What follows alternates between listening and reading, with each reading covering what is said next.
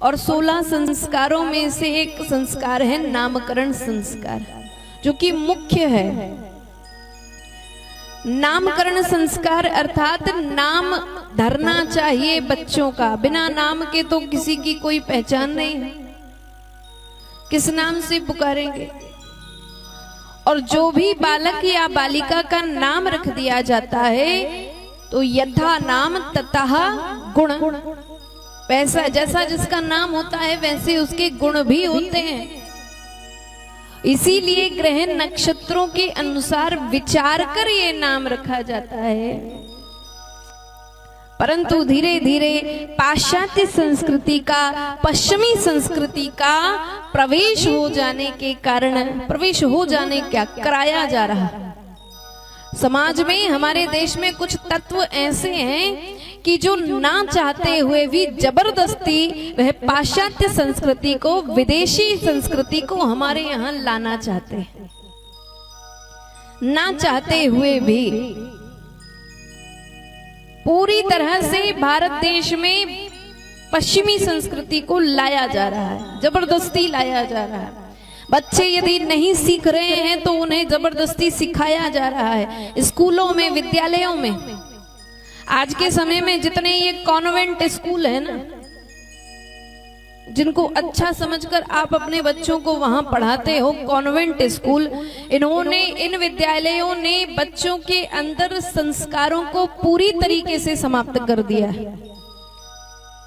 यदि कोई बच्चा कॉन्वेंट स्कूल हो या क्रिश्चियन कोई सेंट थॉमस स्कूल है, इस प्रकार का कोई स्कूल है, तो उनमें यदि तिलक लगाकर कोई बच्चा जाता है तो वहां के शिक्षक कह देते कि कल से तिलक लगाकर नहीं आना, नहीं तो दंड मिलेगा, सजा मिलेगी।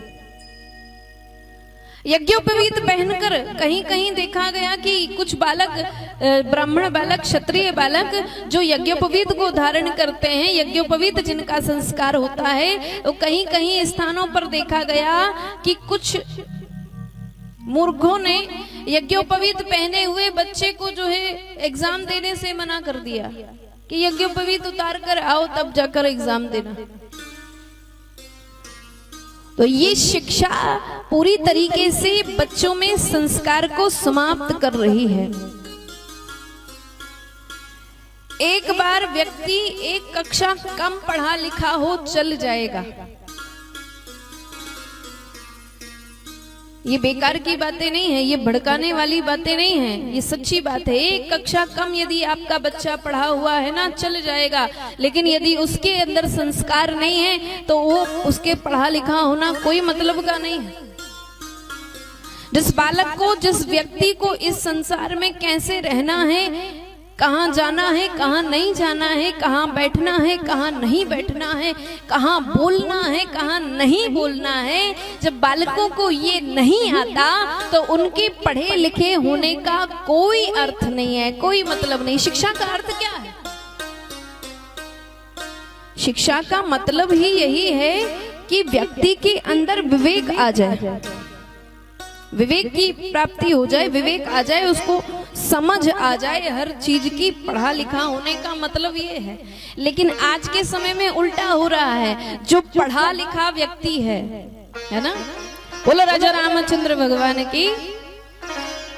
जो भारतीय शिक्षा प्रणाली है, जो भारत में गुरुकुल में जो शिक्षा प्राप्त कराई जाती थी, उसमें व्यक्ति को ऐसा बनाया जाता था शिक्षित करके कि वो सर्व समाज को समझ सके, सारे समाज की व्यथा को समझ सके, समाज के दुख को समझ सके, समाज के दुख के कारण को समझ सके, समाज के लोगों को समझ सके, अपने माता पिता के कष्ट को समझ सके, अपने पड़ोसियों के कष्ट को समझ सके, इसलिए उसे शिक्षित कराया जाता था। परंतु आज की शिक्षा ऐसी है, कैसी है कि आज का शिक्षित व्यक्ति किसी को कुछ भी नहीं समझ रहा, केवल अपने अलावा।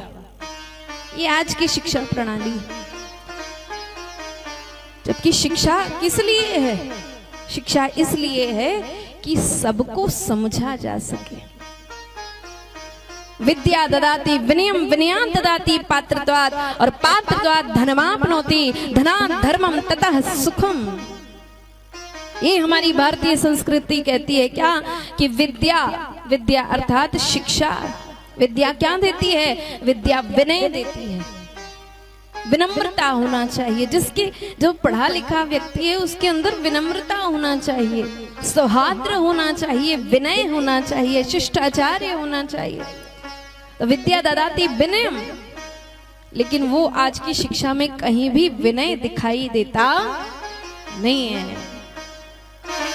शिक्षा के माध्यम से केवल और केवल बालकों में और बालिकाओं में फूहड़ता सिखाई जा रही है, असंस्कृति का प्रवेश किया जा रहा है। पाश्चात्य संस्कृति में ना तो किसी का कोई सम्मान है, ना मान है, ना कोई आदर है, ना ही किसी की भावनाओं का कोई उसमें व्याख्यान है। अंग्रेजी भाषा जब आप पढ़ेंगे तो अंग्रेजी भाषा में सम्मानजनक कोई शब्द नहीं होता, सम्मानजनक कोई भी शब्द नहीं होता। हमारे यहाँ हिंदी भाषा में 3 प्रकार के शब्द हैं, आप, तुम, मैं, तू, है ना। जो जिस योग्य हो उसको उस प्रकार से पुकारा जाता है। लेकिन अंग्रेजी में किसी को भी संबोधित करने के लिए एक ही शब्द है, कौन सा? यू। चाहे वो पिताजी हो तो भी यू, माताजी हो तो भी यू, कोई मित्र हो तो भी यू, है ना। तो उस भाषा में कोई सम्मान नहीं है, कोई भावनाएं नहीं है, कोई फीलिंग्स नहीं है। हिंदी भाषा के एक एक शब्द में, हिंदी भाषा का जब वाक्य बोला जाता है तो वाक्य के माध्यम से बोलने वाले की भावनाएं समझ में आ जाती हैं कि ये क्या कहने वाला है, शब्दों के माध्यम से। लेकिन अंग्रेजी भाषा में ऐसी कोई व्यवस्था नहीं है कि बोलने वाले से उसकी भावनाओं को समझा जा सके कि ये किस भावना से बोला जा रहा है।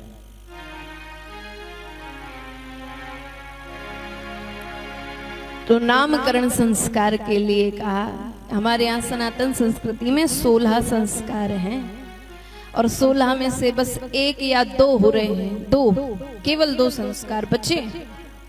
एक तो विवाह का जो पूरी तरीके से बिगड़ चुका है, और एक है अंतिम संस्कार का, और जिसको भी पूरी तरीके से बिगाड़ने का प्रयास किया जा रहा है। क्या जरूरत है शमशान में ले जाने की, क्या जरूरत है लकड़ी जलाने की, पेड़ काटेंगे, वनों का संरक्षण नहीं होगा, और मशीन में ले जाओ और अंतिम संस्कार कर दो। उसको भी पूरी तरीके से बिगाड़ा जा रहा है, प्रकृति का नाम देकर कि प्रकृति के लिए, जबकि सनातन धर्म में, हिंदू धर्म में, भारत में जो शरीर का अंतिम संस्कार किया जाता है वह अंतिम संस्कार का वैज्ञानिक कारण है। वैज्ञानिक कारण है कि अंतिम संस्कार अग्नि देकर ही क्यों किया जाता है, क्यों इस शरीर को जलाकर नष्ट किया जाता है, उसका वैज्ञानिक कारण है। उसका वैज्ञानिक कारण ये है कि जब तक इस पृथ्वी पर, इस संसार में, इस स्थान में जहां जहां आपकी वस्तुएं होंगी, आपके शरीर का एक कण भी अगर इस स्थान में छूटेगा तो फिर से जन्म लेकर आना पड़ेगा, फिर से जन्म होगा, मोक्ष नहीं होगा। क्यों?